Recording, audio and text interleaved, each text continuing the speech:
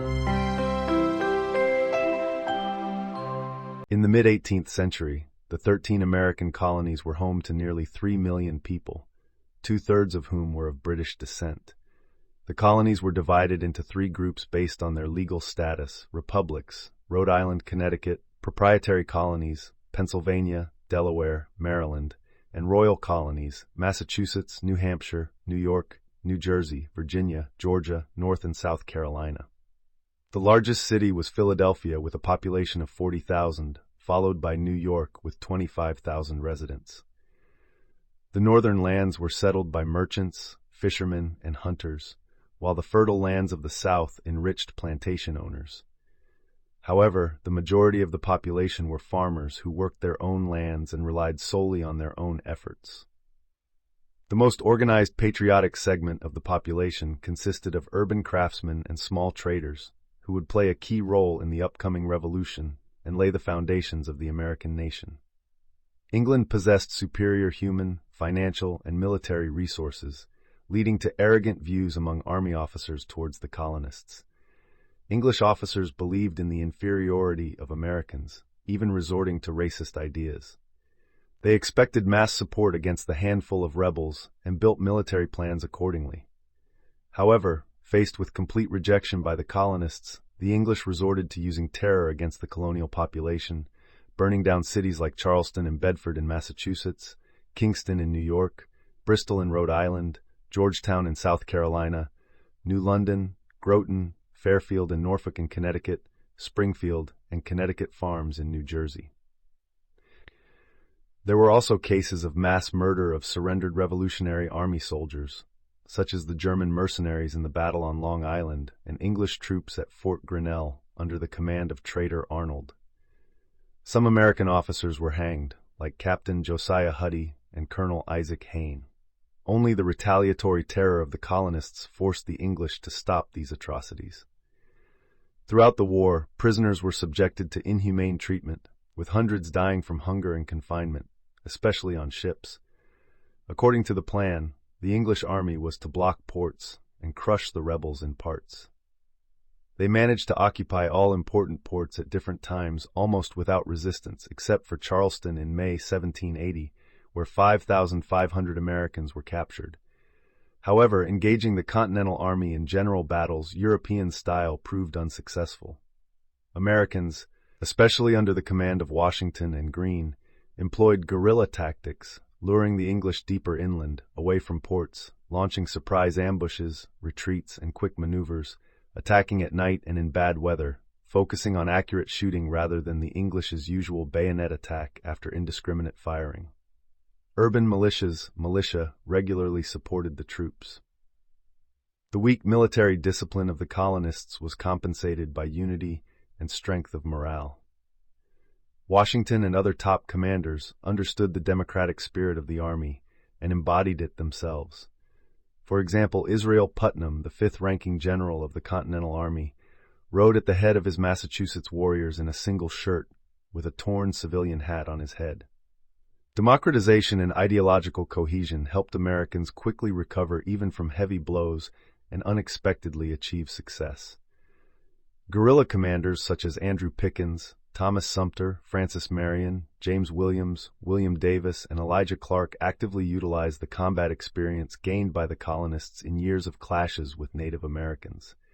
Their small units achieved the defeat of entire British companies and even regiments.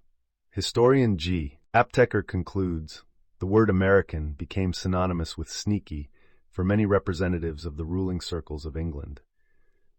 The Congress declared the creation of a navy as early as 1775, but even at sea, the war was fought with guerrilla methods. American ships obtained supplies from British island colonies and destroyed a significant number of English vessels. Privateers alone accounted for 753 English merchant ships in the first 20 months of armed conflict. John Paul Jones' daring attacks even affected the coast of Ireland and some points in England. Significant assistance was provided to the Americans by France both at sea and on land.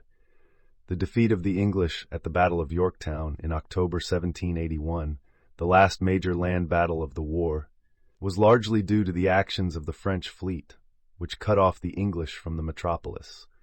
On the battlefield, the French were only slightly outnumbered by the Americans, 7,800 and 8,845 men, respectively. In February 1775, both houses of the British Parliament acknowledged the existence of a rebellion in their address to the king. In April 1775, General Gage issued a secret order to his troops to disarm the rebels, arrest their leaders, and destroy the arsenal located in nearby Concord. The colonists learned of these plans in time and sent riders to warn local residents of the approaching troops. Upon receiving the news, rebel leaders went into hiding, but in Lexington, when troops attempted to disband the militia, a skirmish broke out, resulting in the deaths of 8 Americans. Along the way, English troops repeatedly came under accurate fire from colonists who employed guerrilla warfare tactics. Government forces lost up to 300 men killed, and upon returning to Boston, found themselves under siege. These events, known as the Battles of Lexington and Concord, became the first armed clashes in the struggle. In May 1775, at the Second Continental Congress, truly revolutionary decisions were made, including the proclamation of an independent government. A regular army was formed from the Boston and surrounding area militias, led by the respected landowner from Virginia, George Washington. The struggle began, which Americans called the Revolutionary War, and the British called the War of American Independence. Americans carried out a successful raid in May 1775, capturing 2 forts near the Canadian border by surprise and numerous artillery pieces. Then they faced failure. The futile winter siege of Quebec dashed hopes of a quick victory. Throughout the war, Canada remained British and served as a base for their military operations. Meanwhile, the British fortified Boston when rebels began occupying heights near the city. Under the command of General William Howe, they counterattacked. They initially chose the wrong tactic of advancing up the slope and came under the defenders' heavy fire. The American positions were still overrun, but the victory at Bunker Hill cost Howe half of his more than 2,000-strong army and instilled confidence in the colonists that the British could be defeated. Without waiting for the rebels to bring the captured cannons to the city, the British left Boston in March 1776. Their attempts to make a peace treaty led to nothing. In America, there was a strong desire to completely break away from the metropolis, and the pamphlet Common Sense, written by the English-born radical Thomas Paine, reinforced the independence supporters' resolve. In July 1776, the Continental Congress voted for separation and adopted the Declaration of Independence, authored by Thomas Jefferson. The Declaration condemned the tyranny of George III and proclaimed the right of all people to life, liberty, and the pursuit of happiness. The 13 former colonies became known as the United States of America. After a failed attempt to capture Charleston, South Carolina, the British shifted their forces to the north. From July 1776, William Howe won a series of victories, captured New York, and dealt several significant blows to Washington's troops, forcing him to retreat across the Delaware River. Washington lacked special military talent, and his men could not compare to regular English forces. But this strong man never surrendered, and the English, fighting on foreign soil, began to face problems with supplies and reinforcements.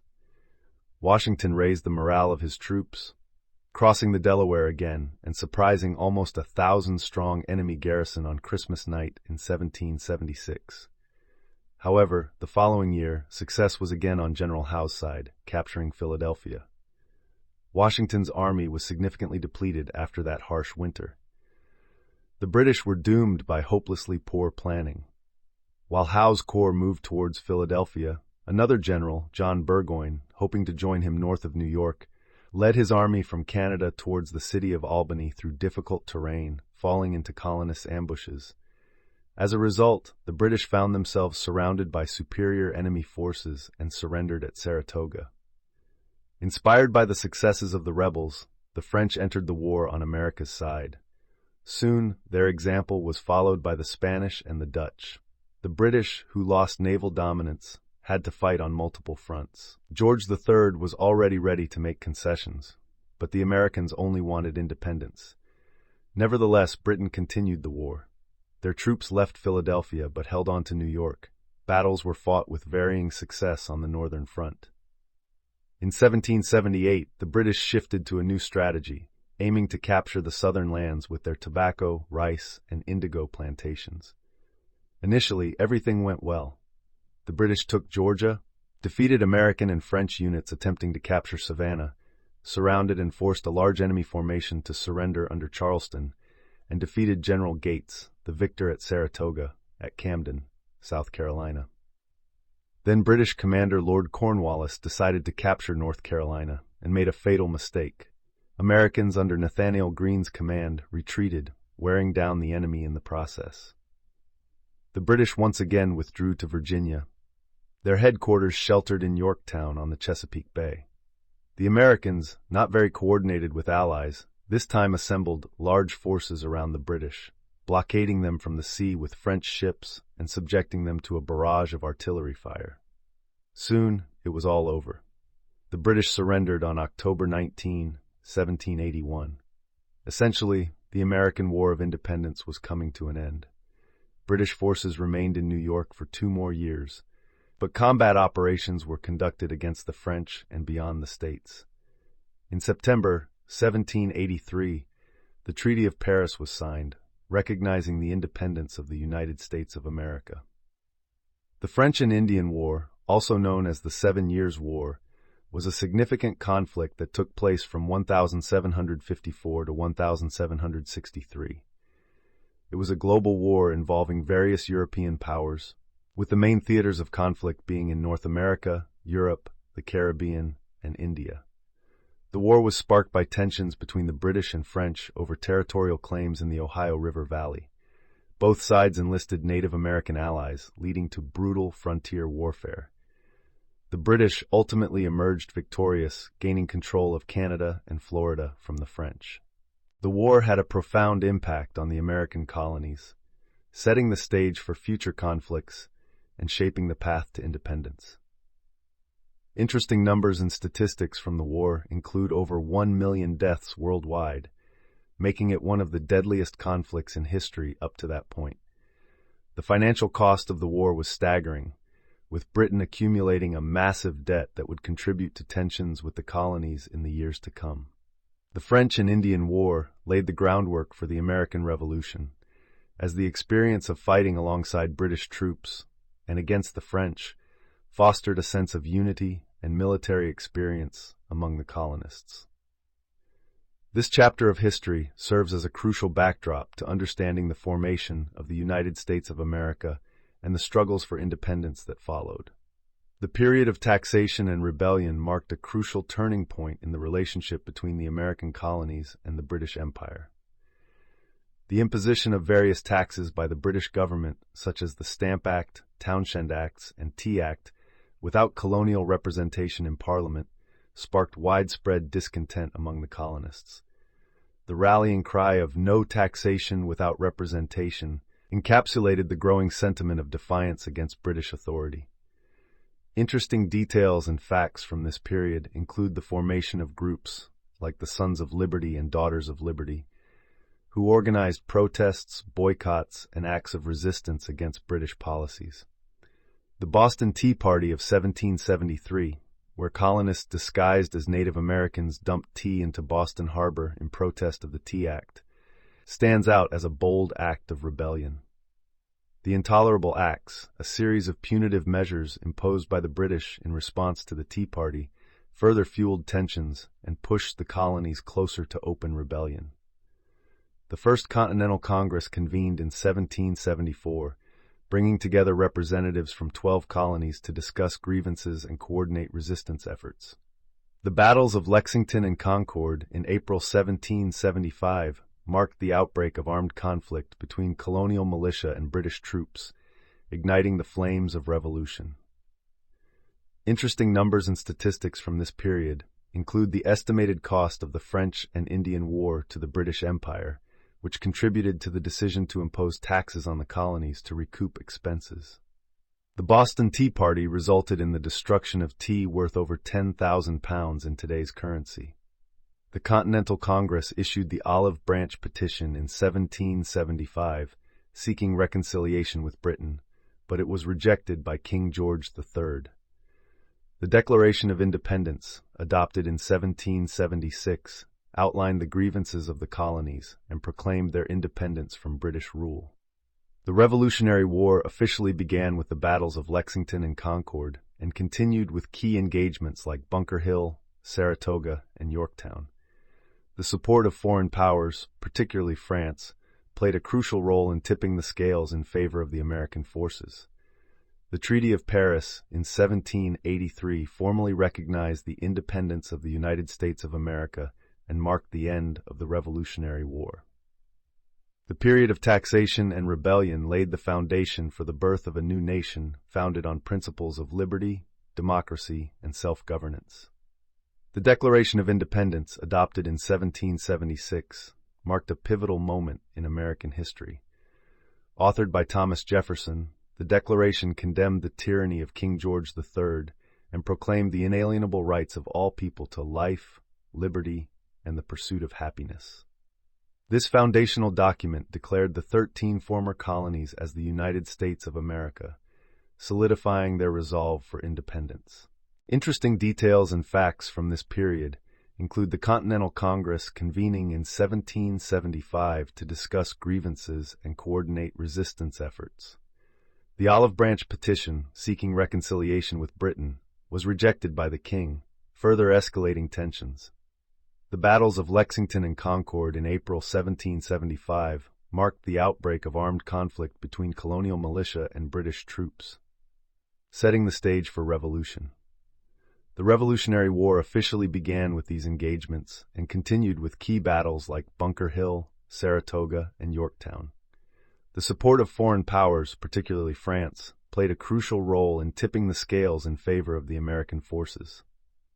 The Treaty of Paris in 1783 formally recognized the independence of the United States of America, bringing an end to the Revolutionary War. The Declaration of Independence remains a cornerstone of American democracy, embodying the principles of self-governance and individual rights that continue to shape the nation to this day.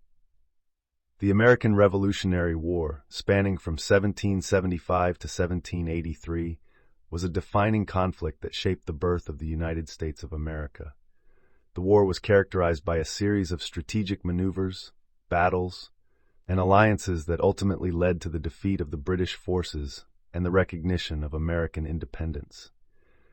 The war saw significant contributions from foreign powers, particularly France, Spain, and the Netherlands, who supported the American cause and helped tip the balance in favor of the colonists. Interesting details and facts from this period include the guerrilla tactics employed by American forces, led by commanders like George Washington and Nathanael Greene, which proved effective against the more traditional British military strategies. The Battle of Yorktown in October 1781, where the combined American and French forces surrounded and forced the surrender of the British under Lord Cornwallis, marked a turning point in the war. The Treaty of Paris in 1783 formally recognized the independence of the United States and brought an end to the conflict. The war had a profound impact on the American colonies, solidifying their resolve for self-governance and shaping the principles of democracy and liberty that would define the new nation. Interesting numbers and statistics from this period include over 1 million deaths worldwide during the war, making it one of the deadliest conflicts of the time. The financial cost of the war burdened Britain with a massive debt, contributing to the strains that would eventually lead to the loss of the American colonies.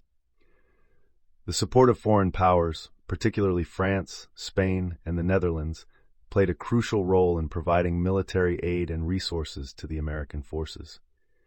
The American Revolutionary War stands as a testament to the resilience, determination, and unity of the colonists in their fight for independence and the establishment of a new nation founded on the principles of freedom and self-determination. The Articles of Confederation, adopted in 1781, served as the first Constitution of the United States, establishing a loose union of the 13 states. Interesting details and facts from this period include the limited powers granted to the central government under the Articles, which primarily focused on conducting foreign affairs, maintaining a military, and resolving disputes between states. The Articles of Confederation reflected the colonists' fear of a strong central authority and sought to preserve individual state sovereignty. However, the weaknesses of the Articles soon became apparent, as the central government lacked the power to levy taxes, regulate trade, or enforce laws effectively. This led to financial instability, interstate conflicts, and challenges in conducting foreign diplomacy. Interesting numbers and statistics from this period include the unanimous approval required to amend the Articles, making it difficult to address the shortcomings of the government structure. The inability to raise revenue resulted in mounting debts and the inability to pay war veterans, leading to unrest and discontent among the populace. The lack of a unified currency system further complicated economic transactions and hindered trade between states.